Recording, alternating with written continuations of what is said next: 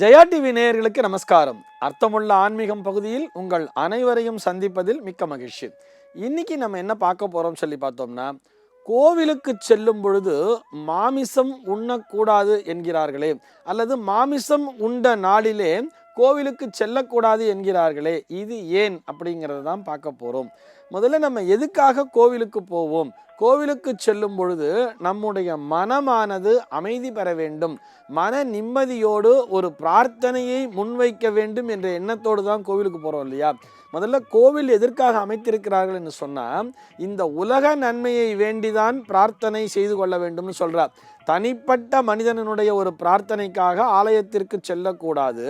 இந்த உலகம் நல்லபடியாக இருக்க வேண்டும், பிரதி மாதம் மும்மாரி பொழிய வேண்டும், நீர்நிலைகள் நிரம்ப வேண்டும், விவசாயம் தழைத்து ஓங்க வேண்டும், எங்குமே பசி பஞ்சம் பட்டினி என்கின்ற வார்த்தைக்கே இடமில்லாமல் எல்லா இடத்திலுமே எல்லோருமே வயிறார உண்ண வேண்டும் என்ற பிரார்த்தனையைத்தான் இறைவன் முன்னால் வைக்க வேண்டும். அதற்குத்தான் ஆலயத்திற்கு செல்ல வேண்டும் சொல்லியிருக்கா. இருந்தாலும் நம்ம இன்னைக்கு தனிப்பட்ட ஒரு கஷ்டத்தினை சொல்வதற்காகத்தான் நம்ம கோவிலுக்கு போறோம்னு வச்சுப்போம். ஒரு பிரார்த்தனை பண்ணணும், மன நிம்மதியோடு மனதினை ஒருமுகப்படுத்தி அங்கே பிரார்த்தனை செய்ய வேண்டும் என்பதற்காகத்தான் ஆலயத்திற்கு செல்கிறோம். அவ்வாறு செல்லும் பொழுது நம்முடைய மனநிலை சரிநிலையில இருக்கணும் இல்லையா? அந்த மாதிரி இருக்குமா இந்த மாமிசத்தை உண்ணும் பொழுதுன்னு சொன்னா? நிச்சயமாக இருக்காது அப்படின்னு சொல்றார். அதாவது இந்த சாத்வீக குணம் அப்படின்னு சொல்றோம். சாத்வீக குணம் என்பது இருக்கிறது, தமோ குணம் என்பது உண்டு, ரஜோ குணம் என்பது உண்டு. இந்த ரஜோ குணம் அப்படின்னு சொல்றோம் இல்லையா, வேண்டாத ஒரு எண்ணங்களை விளைவிப்பதுதான் இந்த மாமிசம் என்பது.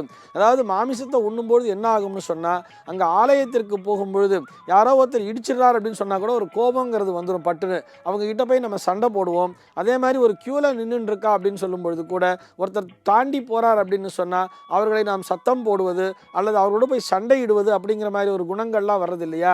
நம்ம கோவிலுக்கு எதுக்கு போகணும்? காம குரோத லோப மோக மதமாச்சரியங்கள் முதலிய அந்த தீய குணங்கள் எல்லாம் அழிய வேண்டும் என்பதற்காகத்தான் நாம் செல்கிறோம். ஆனால் இந்த அத்தனை குணங்களையும் தருவது மாமிசம் என்பது. மாமிசம்னு சொன்னா நான் நான்வெஜ்ஜை மாத்திரம் சொல்லலை, வெஜிடேரியன்ல கூட ஒரு சில காய்கறிகளுக்கு இந்த தன்மை என்பது உண்டு. வெங்காயம் பூண்டு அப்படின்னு சொல்றோம் இல்லையா? இந்த வெங்காயம் பூண்டு முருங்கைக்காய் முள்ளங்கி இந்த காய்கறிகள் கூட இந்த குணத்தினை தரக்கூடியவைதான். இந்த காய்கறிகளை சாப்பிடுகின்ற நாளிலே கூட நம்முடைய மனமானது நிச்சயமாக அமைதி பெறாது. சார் நீங்க என்ன சொல்றீங்க? வெங்காயம் பூண்டுலாம் நிறைய மருத்துவ குணங்கள்லாம் இருக்கே, இதெல்லாம் சாப்பிட்டாதான் உடம்பு ஆரோக்கியமா இருக்கும்னே சொல்றாளே, அதனை விடுத்து அதை சாப்பிடும்போது நீ கோயிலுக்கு போகாதே அப்படின்னு சொல்றேன்னு சொன்னா, மருத்துவ குணங்கள் என்பது உண்டு வெங்காயத்திலையும் பூண்டுலையும். ஏன் முருங்கைக்காயில கூட இரும்பு சக்தி என்பது அதிகமாக உண்டு, முள்ளங்கியிலே கூட நீர் சக்தி என்பது அதிகமாக உண்டு, கிட்னி ஸ்டோன்ஸ் எல்லாம் கூட முள்ளங்கி நீக்கிடும்னு சொல்றார். இந்த மருந்துகளை நாம் எப்பொழுது சாப்பிடுவோம்? யோசிச்சு பாருங்க. இந்த மருந்து எப்பொழுது தேவையோ அப்பதானே சாப்பிடுவோம்.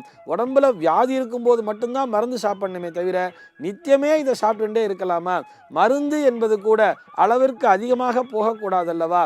ஆக இது போன்ற அந்த காய்கறிகளை சாப்பிடும் பொழுது கூட நமக்கு ரஜோகுணம் என்பது அதிகமாக வந்து விடுகிறது.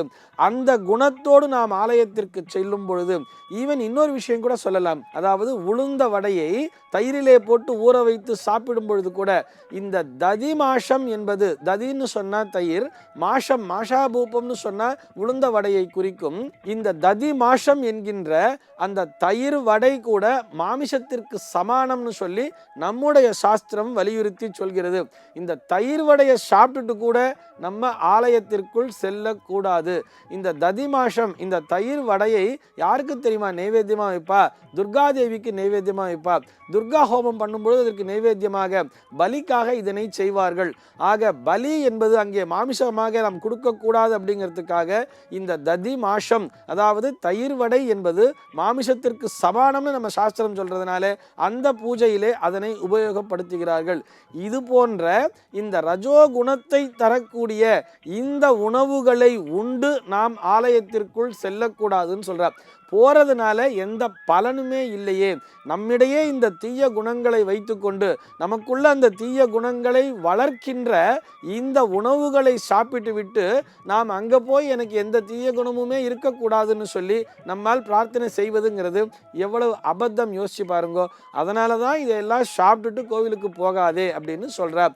இப்போ இதை சாப்பிட்டுட்டு நம்ம போய் அங்கே பிரார்த்தனை பண்ணும் பொழுது நம்முடைய மனமானது அந்த இடத்திலே ஒருமுகப்படாது. ஒருமுகப்படாமல் நம்முடைய மனமானது அலைபாய்ந்து கொண்டே இருக்கும். இவ்வாறு மனதினை அலைபாய விட்டு, அங்கே பார் அவன் வரான், இவன் குறுக்கால வரான் கோயிலுக்குள்ள, இவன்லாம் போய் கோயிலுக்கு வரானே, இவன் எவ்வளோ அநியாயம் பண்ணுறான்னு சொல்லி அடுத்தவர்கள் மேல் அந்த குறை காணக்கூடிய குணத்தினை இந்த உணவானது நமக்கு தந்து விடுகிறது. இவ்வாறு மனதினை அலைபாய விட்டு ஒரு பிரார்த்தனையை செய்வதன் மூலமாக, ஆலயத்திற்குள் சென்று ஒரு பிரார்த்தனையை செய்வதன் மூலமாக நமக்கான பலன் என்பதே கிடைக்காதல்லவா? இது எதிர்மறையான பலனைத்தானே தரும். அதனால்தான் நம்முடைய மனம் ஒருமுகப்பட வேண்டும். இறைவன் நம்மகிட்ட எதிர்பார்க்கறது என்ன தெரியுமா? ஸ்ரத்தையுடன் கூடிய பக்தியைத்தான் எதிர்பார்க்கிறார். அவர் நம்மகிட்ட காசு பணமோ, நீ கொண்டு 1 கோடி ரூபாய் எனக்கு கொடு, 1 லட்சம் ரூபாய் எனக்கு கொடு, எனக்கு வைரத்திலே ஒரு மணிமுடி செஞ்சு வை அப்படின்னு சொல்லி தான் அவர் நம்மகிட்ட கேட்கவே இல்லை. அதெல்லாம் எதிர்பார்க்கவே இல்லை. அவர் நம்மிடம் எதிர்பார்ப்பது ஸ்ரத்தையுடன் கூடிய ஒரு பக்தி தான். ஒருமுகப்பட்ட மனதினை ஒருமுகப்படுத்தி இறைவனுடைய பாதத்திலே நாம் சரணடைய வேண்டும் அப்படின்னு தான் சொல்லியிருக்காளே தவிர, இங்கே இந்த மாமிசத்தை சாப்பிடும் பொழுது அது நமக்கு அந்த குணத்தினை தராது என்பதனால்தான் இவ்வாறு நம்முடைய பெரியவர்கள் சொல்லி வைத்திருக்கிறார்கள். இல்லையே சார், கண்ணப்ப நாயனார் பார்த்தோம்னா அவர் மாமிசத்தை தானே நைவேத்தியமாகவே பண்ணார் அப்படின்னு சொல்கிறான். மாமிசத்தை அவர் நைவேத்தியம் பண்ணாரே தவிர அவர் முதலிலே அதை சாப்பிட்டுட்டு கொண்டு வந்து அப்புறம் அங்கே நைவேத்தியம் பண்ணலை. அதனால் இதையும் நாம் நன்றாக புரிந்து கொள்ள வேண்டும். இந்த உண்மையை புரிந்து கொண்டு நாம் ஆலயத்திற்கு செல்லும் பொழுது, ஆலயத்திலே சென்று பிரார்த்தனை செய்யும் பொழுது நமக்கான பலன்கள் என்பது நிச்சயமாக கிடைக்கும். சர்வே ஜனாஹ சுகினோ பவந்து.